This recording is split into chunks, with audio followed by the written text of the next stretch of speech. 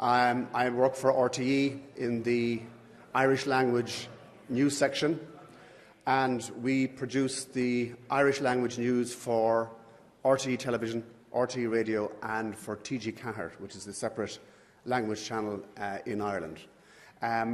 You're very welcome to this morning's discussion on the integrated newsroom.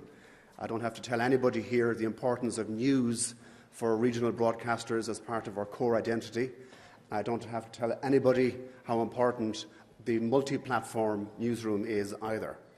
The last presentation from NRK, I think, could be described in the words of Barack Obama as, "Yes, we can." I think this presentation could be subtitled, "Yes, we can, but." And the but is going to be discussed by everybody here, I hope, but introduced by our four speakers this morning. So I'd like to welcome David Holdsworth, who's the Controller of English Regions in the BBC, Marjo Ahonen from YLE. She is the Head of Strategy and Planning in the newsroom in YLE. Next we have Yves Thiran from the online news and RTBF in Belgium. And finally, we have Balazs Bende, who's a senior editor with MTVA in Hungary.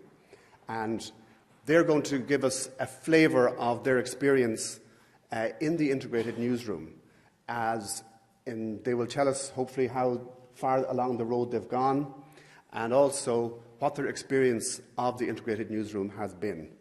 And it'll be interesting to compare our conversation this morning with the one that has just gone previously from NRK. So I'm going to ask Marjo to start the ball rolling.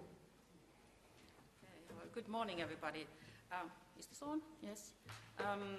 First of all, I want to thank the Norwegians for a really interesting presentation. And I must say that in our regions we do pretty much the same thing, but I think that our technical abilities are not as great as in Norway, but that was a really great presentation. First of all, a few words about the YLE News and Current Affairs operation where I work. It's about 1,000 people working in that department, and that includes news, current affairs, sports, and regions. And the regions are the biggest one. They have got something like 400 people working for them, and they are fully integrated. We have got 20 regions, and they all do radio and online content, and 8 of them do TV content. And we started the TV operation in the regions about 10 years ago, and that's when we decided to do it in an integrated way. So all the journalists do everything, and we don't call them video journalists, but that's what they do in practice. But then there was already discussion in the earlier session about the headquarters way of doing things, and in Helsinki, of course, we are much slower in these things and in integration as well.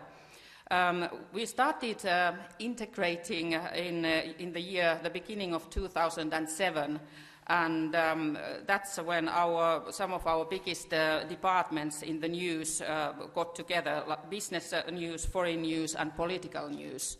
And I myself started working for Yle at that point, and my first task was to put together the radio and TV foreign news departments. And it was interesting when we had our first meeting, and they had been working in the same building. The other one was on the first floor, and the other one was on the second floor, and they didn't know each other. And they were shaking hands when we met in the first seminar together.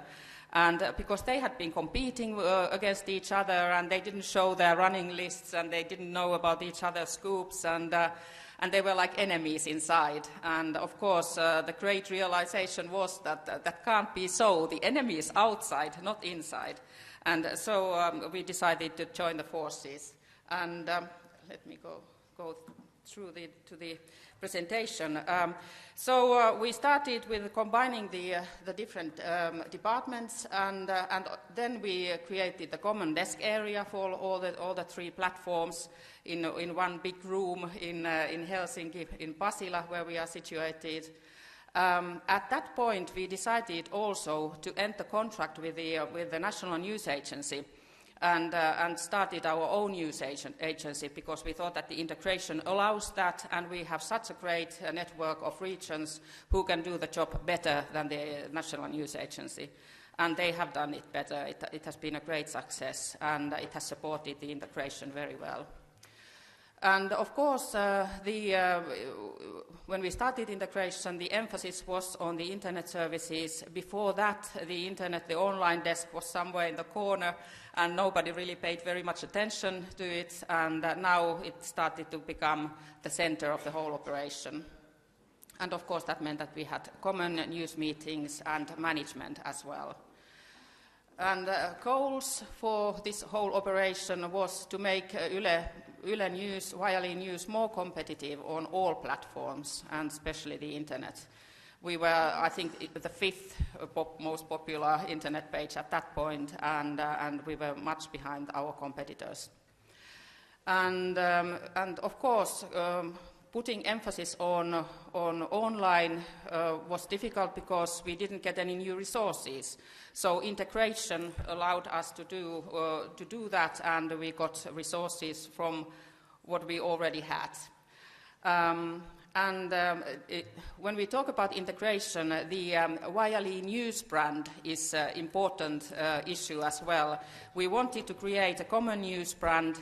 Before that, we had TV news, radio news, and tens of different names for our bulletins, but now we only have YLE News, both on radio and television and on internet as well. So everybody can recognize our content wherever it is, wherever it spreads, for example, in the social media.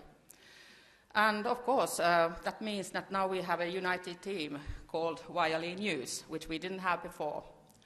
I'm sorry about this picture, it's not very good, but this was the only one describing the way we are organized in the newsroom. And you can see the red dotted line there, that's the core area, and the desks number 41, 2 and 43, if you can see them, that's the main desk, that's where our daily chief is based. And around that main desk, you can see all the different platforms, TV, radio, the news agency, news planning, and online. And this is all because it makes it easier to communicate, and it's more effective. We don't need to make phone calls and go to different floors. It's all there, and we can talk to each other easily. Of course, people complain that it's noisy and it's not always so nice, but then when we try to move a group away from this area, they start to complain, no, I don't want to go anywhere, because it makes it easier to cooperate with the others. And when we talk about integration, I think that the communication is the key word. We need to communicate all the time, and we are not as good as we would like to be at the moment. What happened about a year ago, we opened a new area, working area, on the second floor of our news building. And there we have this, what we call Market Square, where we meet each other. We have all our meetings there, weekly Market Square meeting, where all the people from news and current affairs come and talk to each other. And the regions are there via telephone conference call. We don't have a video connection yet, but we will get it at some point. But all these things were done to make the communication better. And I was talking about the news brand earlier on, and this is a picture of our new news studio, and we just opened it in mid-February this year. And all our news studios, whether it's in Helsinki or in the regions, they look pretty much the same, and it's under the same brand, and everybody can recognize this is YLE News coming out now, whether it's the regions or different languages even, and then of course the main bulletins. And this is how it looks in the Helsinki region, regional news. Same colors, same tables, same shapes. And then the internet, which was on the very core of the whole integrating business. The thing is that the integration never ends, and we have to change it all the time, because the media environment changes and our competitors do different things. And this is the way we now organize our internet online desks. We have got the fast and the fancy. And the fast includes News Now Desk and Sports Now Desk. They do the daily operation, and they publish the daily video or whatever. And the fancy is the special content for the internet, because we believe that internet needs its own content. We just can't put out the same content what we have on radio or television. And the Internet Plus desk is for that. And then we have a development team which is even slower and is inventing new ways of dazzling our audiences. So this is quite a new, we started this at the beginning of this year, and we already can see the effects of it. We have more and more visitors coming to our web pages at the moment. But we still have things to do. We need to publish video much quicker on the website. Although we all sit there in the same newsroom, it's still too complicated. I don't know what the problem is, but it takes too long to publish nice, good news clips, video clips. And we need to do more lives on website and television, and this is what we are working on at the moment. And then the problem with the regions at the moment is that we can't move material easily. And what my colleague Teijo has been really working on hard during the last year is this Regions Reinvented project. And that means to deliver information, video and audio anywhere in Finland quickly, and to use the latest equipment and really get rid of all the walls which we now have. And of course, as I said earlier, to improve the communication in the integrated newsroom and in the integrated way we do things at the moment. But then to remember at the same time to appreciate the uniqueness of different platforms. We just can't put the same content everywhere. We need to appreciate radio, television, online as it is. Okay. Marjo, thanks very much for that. Next up is David Holdsworth. He's the Controller of English Regions at the BBC. Yeah, good morning, everybody. Good morning, everybody. And I think I'm going to echo quite a few of the points that have just been made. So I'm responsible for regional centres that are quite similar in terms of the staffing. They are a team that put out about an hour of television news a day, a team that is responsible for the news bulletins and the current affairs programmes on a radio station, a team that is doing current affairs on television, and a small team that are writing the local online pages for the BBC News website. And we have been trying to get those four different teams to work more closely together, and hence the title of today, in a more integrated newsroom. So we also have an equivalent of desks 41, 42 and 43 in Helsinki, where the people that are leading those different platforms sit alongside each other, and they too would be very cross if we now move them from those desks, because you get a great benefit from that. Technology, I think, has moved in our favour. So the way now that we collect pictures, the way we can move audio and video around helps us. And I think the real barrier to a truly integrated newsroom is now mostly about human beings and about identity. So I feel we've made some progress. On some stories, the same journalist, as we've already seen today, will go out and provide the audio, the video, and then write the text that will be published online. We achieve that for a proportion of our stories. Many of our stories that we plan in advance through our correspondence are planned for all three platforms. But on the day, as stories break around us, we still end up sending 2 or 3 people to represent different platforms to deal with the pressures of a breaking news story, and to ensure that on each of those platforms we are still not behind our competitors. And I think the other thing, which I'm really interested in views in this room on when we get to a discussion, is about identity. So we say to our teams that they belong to, I'll take one of my regions, the Bristol region. So that the journalists working for Radio Bristol have a very strong sense of Radio Bristol being their life, and they measure their success at the end of the year about how well Radio Bristol does. And we need to move them to the point where they feel a responsibility to the rest of the BBC and care about that. But I don't think you can get to the point where I would say to them, who do you work for? And they would say, I work for the integrated newsroom in Bristol. They will still say, I work for and care for Radio Bristol. And you talked about the uniqueness of platforms.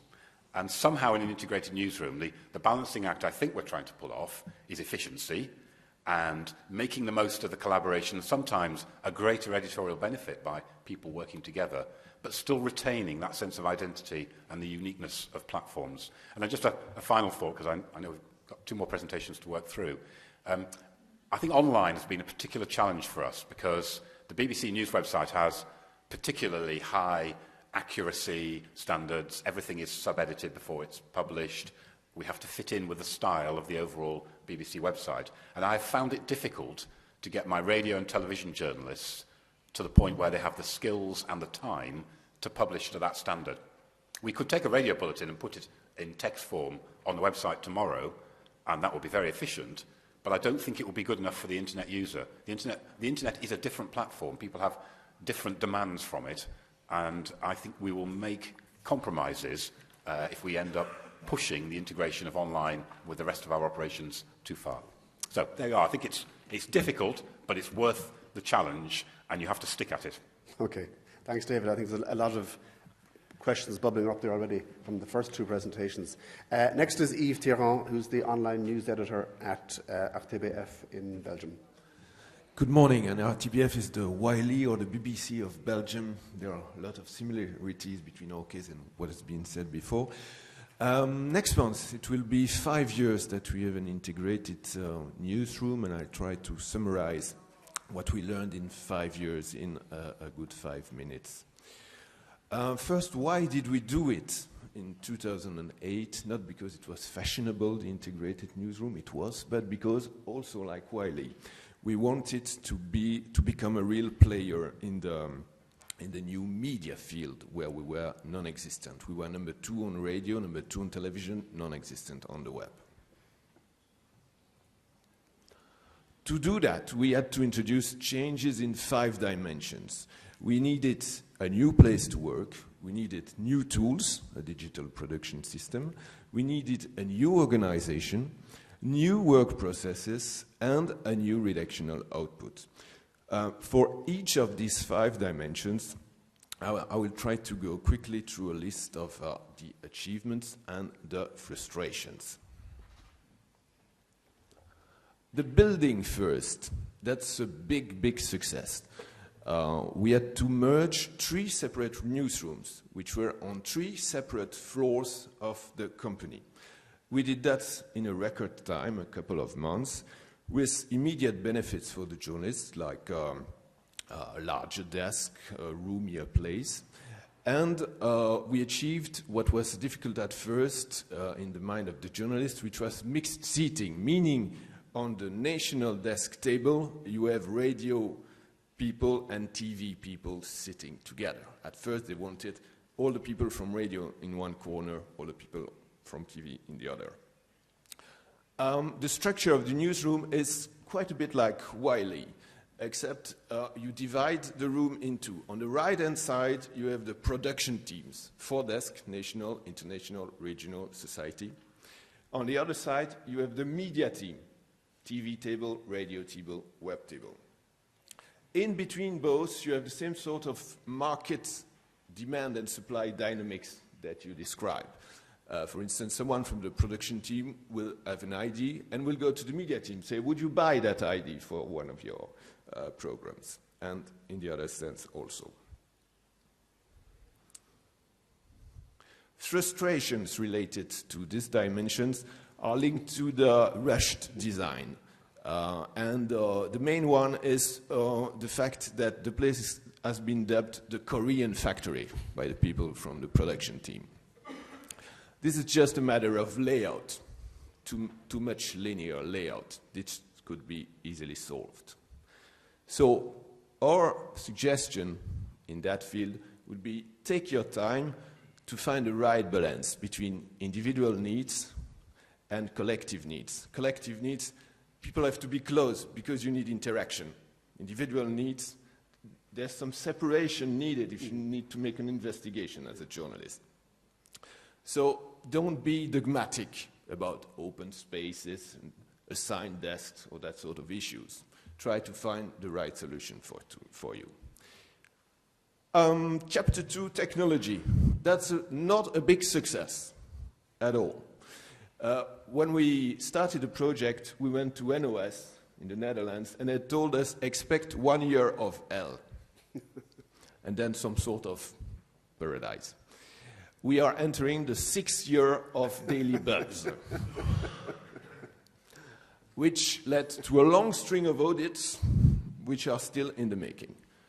So big frustration. However, this has been invisible to the viewers. The ratings of the news programs have improved. So in a way, the technology works. Just a few suggestions in this field. Maximize interoperability between all the elements of your system. We bought machines and softwares from too many different companies. That was a big mistake. Also, double your storage needed estimation and double it again. And don't be dogmatic. Avoid the sort of obsessions for security, for instance, that technology people will have. You have to find an equilibrium between security and ease of use. At the moment, we have 3 CAPTCHAs when you want to enter the system from the outside. So nobody works at home. A general question related to technology is, how many of those things do you need? And the right answer to all these questions is not one. Contrary to a sort of mantra in the technological department that for one media company, you need just one big system. Of course, you need one help desk. At the moment, we have 2, one for the web, one for TV. Sometimes the problem is between web and TV, so the problem gets never solved. But maybe you need 2 editing suites, one for the web editing and one for the TV editing. At the moment, we have only one editing suite, which is a problem. Chapter 3, organization. There, the main change was to change the nature of the job head of news. Previously, head of news was only editorial. Then it became a full management of all the news factory on a daily basis. Consequence, more central command, more coordination, more consistency. This works very well. Frustrations there are linked to the chart complexity. Why? Because everyone is reporting in 2 directions, to the news structure and to the media structure. So sometimes people don't know who is their boss for that activity. And at other times, bosses don't know who is to blame for that failure. Another big frustration is the general lack of flexibility in the allocation of resources. So our suggestion, project into the future from the very beginning. Try to find the new jobs that you will need and who will make them. Just an example, who will cut the videos for the web? We still haven't decided.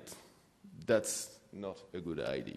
Simplify in everything that can be and don't postpone uncomfortable choices indefinitely. Example, where should a TV news program, which is also on broadcast on radio, have its web page? Is it on the news side, on the radio side, or on the TV side? We have such a program, we haven't decided, so this program has 3 pages on RTBF website. The fourth is the processes. We do have 360 degrees meetings on a daily basis between editors-in-chief of the 3 media on a weekly basis for the agenda. We also have a 360-degree agenda in common, phone book in common. That's what we call the editorial ingest. Frustrations there is the low contribution from radio and TV to the web. The blue lines you see here are the number of articles written for the website by the web journalist. The smallish red dots that you might see maybe are the contributions of the radio and TV journalists to the website, less than 1% of the total output. So what to do? Experiment and evaluate. Why this 1%? Because we tried the voluntary approach. Would you like to work for the web? Just write an article. Clearly, this approach didn't work. So we will try another approach. Don't be dogmatic in this field. We had this conversation about video journalists before. Maybe video journalism is good for one thing, but not for another one. Maybe multi-skills is okay, but one-man operation is not okay.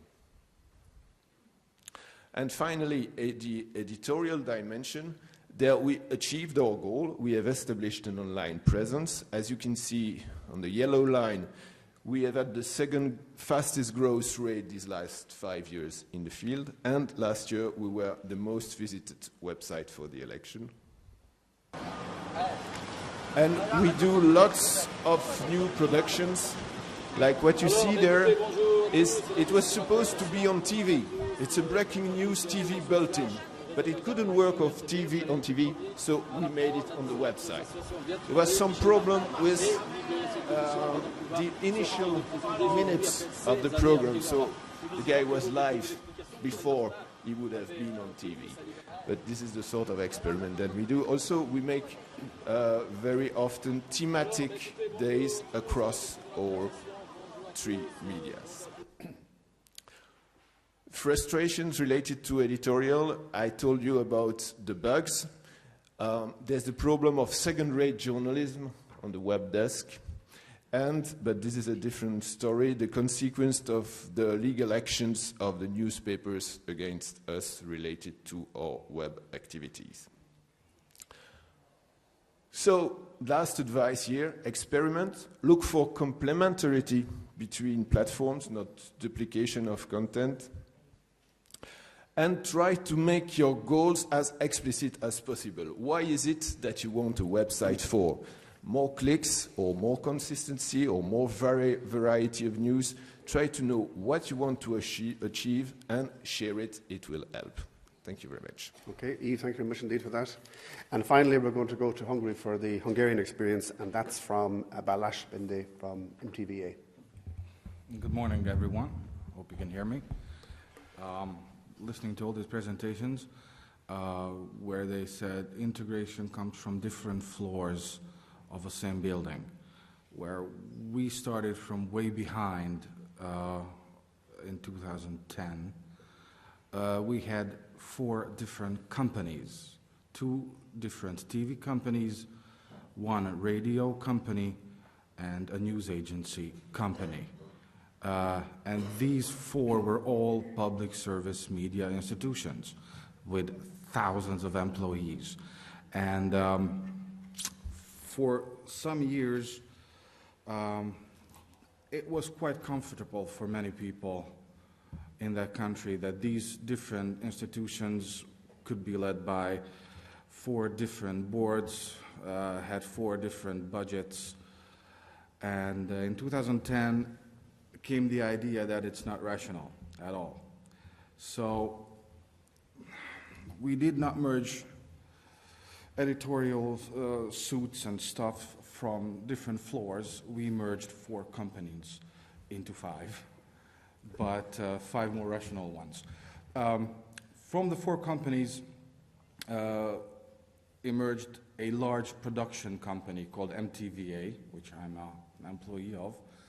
It is basically responsible for the production, basically every material that goes on air, and it is responsible for all the back office functions that is needed for 21st century public service media. And these formerly large companies, the two TVs, the radio, and the news agency, have become small, like 50 people in each. They basically order content from this production company.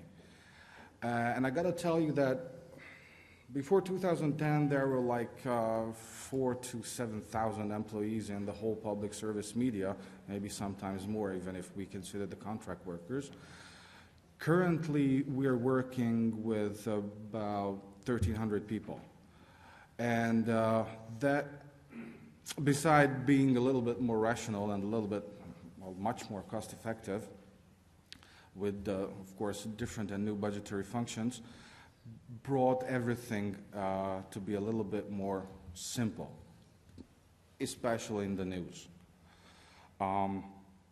Right now, in the newsroom, and I'm talking, the newsroom, what I'm saying is basically in one building, the main building of this MTVA company, two TV stations, MTV Hungarian Television and Duna TV, the other TV company that was. The news programs are done in the same newsroom for two TV stations. And also many, well, I can say most of the materials for the radio news are made there, and we send them. We're not in the same building yet. We're doing it in the next few months. But most of the radio news materials are made there as well. So it's basically a sort of an integration that came from that is the idea of trends. Like it's very fancy that we integrate newsrooms. We integrated basically the entire public service media into one. And that brought as a necessity to integrate, start integrating newsrooms. When I said it was a little bit more simple, or maybe a lot more simpler than before, try to imagine 4 companies going to one press conference. It's about 8 people for public service media. It was before. 8 people going on to one press conference. A 3-person crew from MTV, a 3-person crew from the other TV station, the Duna Television, 1 guy from radio, and 1 guy from news agency. That is insane. For public service media, 8 people to one event. Right now, how we do it is we send a 2 or 3-person crew for with cameras, and we can record sound and everything, and maybe 1 guy goes from the news agency if they're interested in that particular event. So actually we halved the human resources necessary at one event, and we still can provide news for all platforms that we have. We are, as I said, in the middle of this integration, and we have one big obstacle, and we're trying to solve it in this year. This year, this is the technical stuff, because currently, I gotta say, we're analog, still analog, which means we're working with beta tapes, and that's not nice, I know. There have been attempts to go digital and to go nonlinear, but every time everybody said we should do it once but right. We didn't want, you said, too many suppliers brought you stuff. We really didn't want that. We wanted one big change, basically a technical revolution in our company. And this is, let's say, taking place in this year. We're inviting a European tender. So the completion of this integration can basically take place when we go digital from analog. Currently, we have to have people running with tapes. We have to have people for rewinding tapes or fast-forwarding them. We have to have people printing sometimes, because we don't have a paperless newsroom or playout. We have people putting tapes into players. And until then, we cannot really solve the problem of being not integrated on all platforms. Try to imagine getting a material to web from a beta tape. It's not easy. It has to go through 3 encoders with 2 people who know one and then another one who knows the third one. It's not simple and not easy. So our experience is that it can be done. It can work. It can work analog sometimes, but it would be a lot easier if we did it digital. So we have to wait until this digitalization of the news department takes place. We have to get used to the new system, and then it will be a lot easier to integrate basically all platforms that we are now somewhat running separately.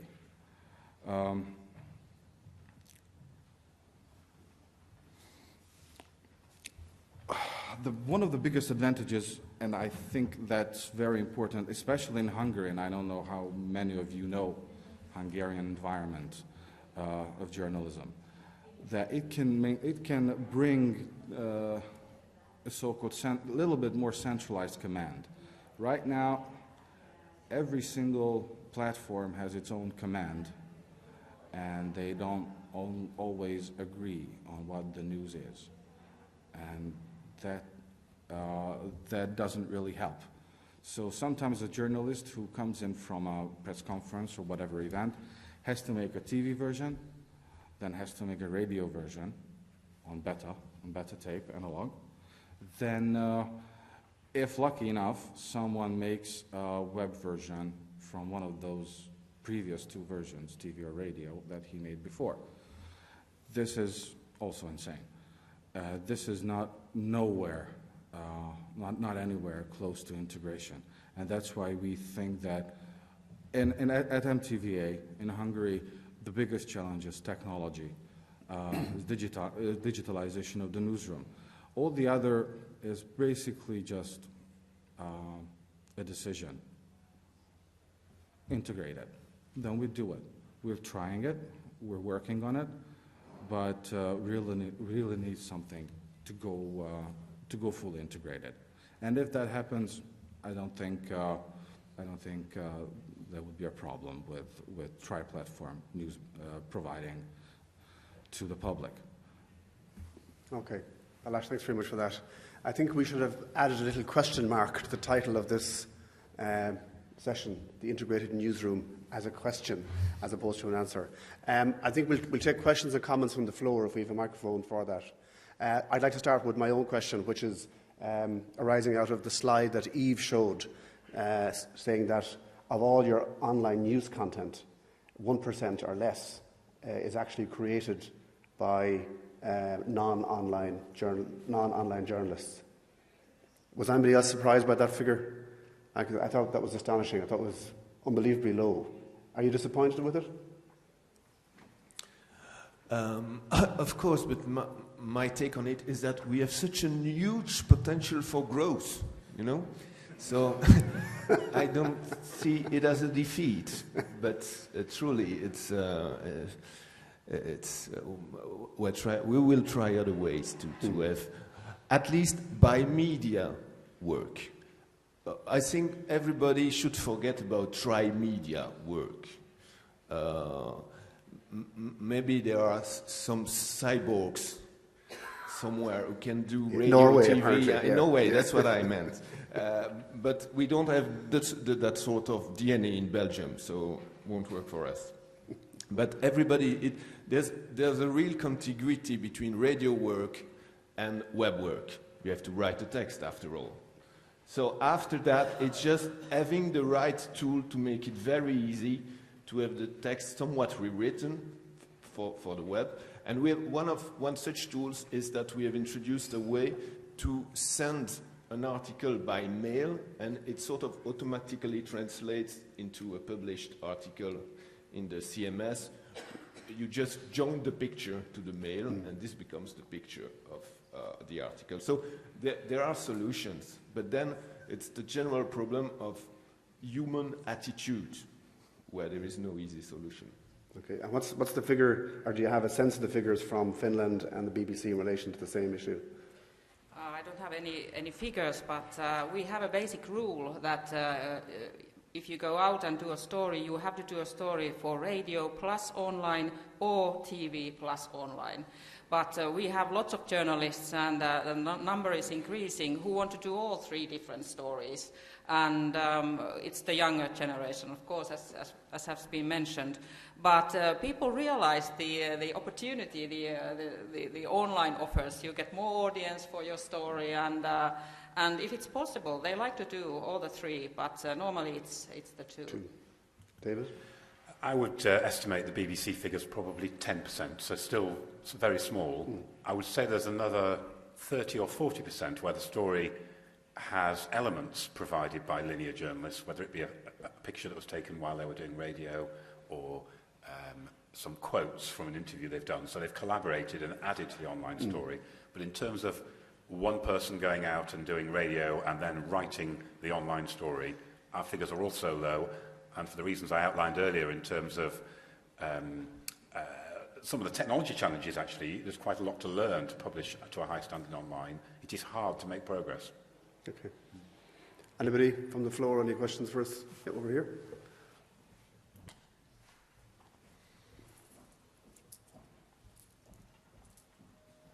And this is from France.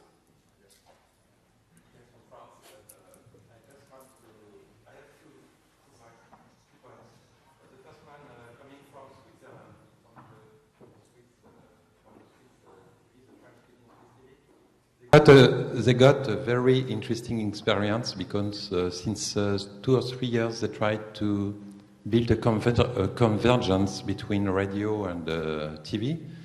But as I know, in fact, I suppose they stopped the process because the Swiss people, the audience, was not so happy to just have the same journalists working for TV and working for radio. So it's true that in Switzerland there was not a lot of private competitors against the public service. But it's very interesting because the convergence work for human resources, etc. But now they are really seeking to reback the newsrooms, one for TV and one for radio, because people really said, and the public opinion tell the Swiss responsibles that they really want to have different newsrooms, to have two different sources of informations. But this is the first point. But it's fun because it's interesting to observe.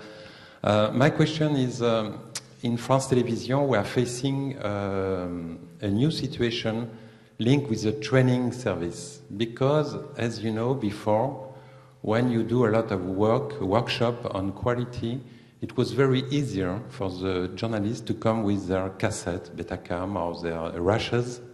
And now, since 1 year, I don't know how is it in your server, but it's totally impossible to refine the rushes because it's impossible to keep the rushes. And now when you want to work again on the structure, on the images, how to do a better report, it's roughly impossible because it's impossible to access to the rushes because the builders say no more space to keep the rushes. And even for the production, it's a problem. If you do burning in the landscape, for example, and you want to do another report 1 year after, it's really a nightmare to find the good rushes. It's a pity. I don't know if you have a response.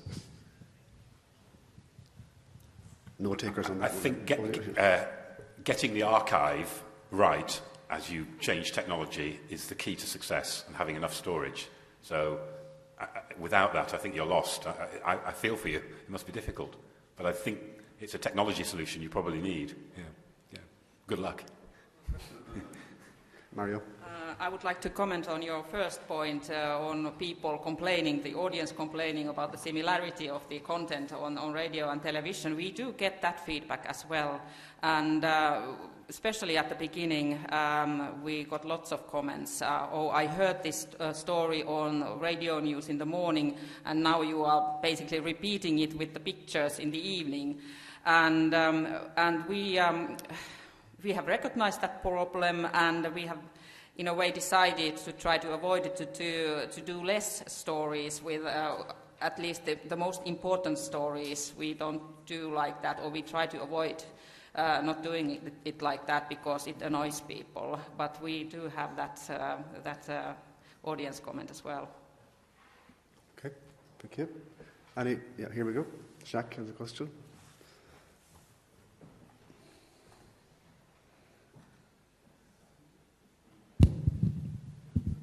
Thank you. It's also a question with a little bit outside of internet and the new things, but following what you have just said, the TV news, the main television news bulletin in the evening, until recently, 5-7 years ago, for a lot of people it was the access to information. So the journalists were given the information. But today, normally, a large majority of the viewers, they already know the news because they have had a watch on internet or etc. So the system, the news you present, the way you present it for the TV news bulletin of the evening has to change because the viewers, they know already a lot of the information, so you have to find a new way. So do you have some ideas? How do you do with that, and what is the solutions you propose, all of you? Thank you. Okay, thanks, Ray. Yes, we recognize that problem as well. There seems to be lots of problems. The evening we have our main TV bulletin at 8:30 in the evening, and it's true that people have seen and heard all the news basically. But the only way to go forward with the main broadcast is to do in-depth stories and to get interviewees to the studio, do lives, try to expand the story and bring new angles to it, and grow the story during the day. And we are not there yet. We are not very good with it at the moment. But I just showed you some pictures with our new studio.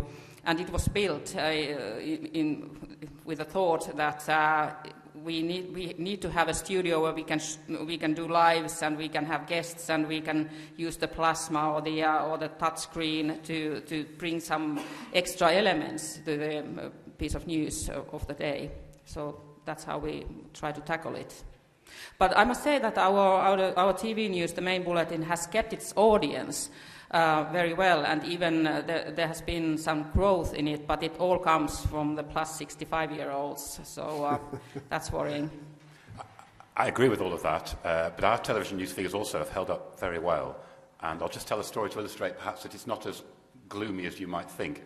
So most of the football teams in England play on Saturday or Sunday. The fans these days will see the goals many times over if they wish through Saturday or Sunday night. Our regional programmes, the main programme goes out Monday evening. So you would think by Monday evening those fans have seen the goals and that's a story from the past. But if we leave them out of our programmes on Monday evenings, they all phone up to say, where were the goals? And people want to see what's happened, even though they know it, told to them in different ways and reinforced in the context of what is, for them, it's a way they define their identity. It's what this conference is about, isn't it? And I think you could be too gloomy about the future of television news. I think people still want to see what they know has already happened. There is very little breaking news in our programmes, but I think with the kind of devices that we can now use, like graphics and production values and quality and richness, it still works for me. Okay, Balazs. Yes, I'd like to answer your question, and I'd like to come back to having the same people or same stories, because with us it connects a little bit. I think the public service media in Hungary has a plan to become a reference point. Whatever platform you turn on, you see, hear, read the same trusted material that you can get the basic piece of news from. We try to use the same audio signals to divide commercial programs from news programs on TV and radio as well, because you leave home, you watch the TV news before you leave to work, then you sit in your car, turn on the radio, you hear the same signals, and you get news, and the same news. When you go into your work and sit in front of a computer, you can read whatever you want to, but you can get reference points, and that has to mean not just that it's the same quality of the piece of news that you get, but the same thing that you can trust. And that, I think, it's very important. Coming back to you is that we have about 10, 15 bulletins a day on both TV channels, and it's almost the same number on the radio.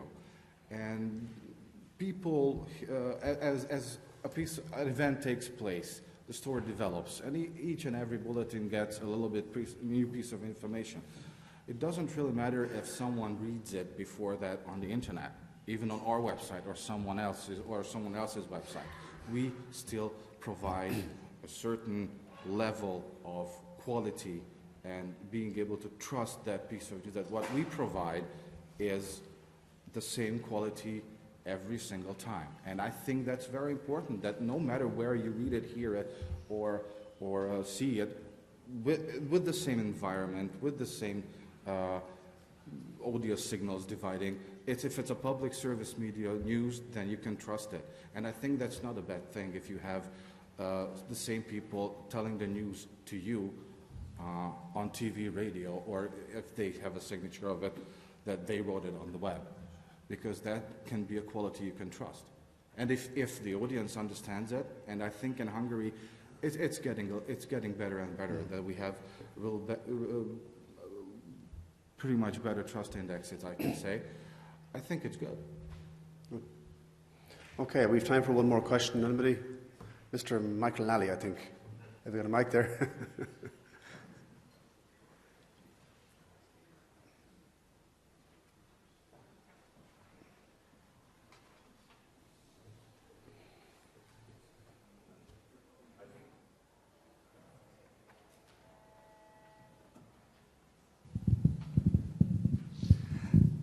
I think there's another fundamental point here. We're talking about the newsrooms, we see them, how they're in operation. We're talking about how we are attempting to redesign our existing newsrooms, because our newsrooms started out being radio in some cases, and then television was added on, and now we're talking about the whole online development. An awful lot of this is history. It's the where we are now. And I believe that the issue we have to address is the integrated newsroom journalist. Because when I'm sitting on an interview board, what I am now interviewing for, what I am now looking for, I'm not looking for a television journalist. I'm not looking for a radio journalist. I'm looking for the integrated newsroom journalist. I think the rest, it's wonderful, it's history.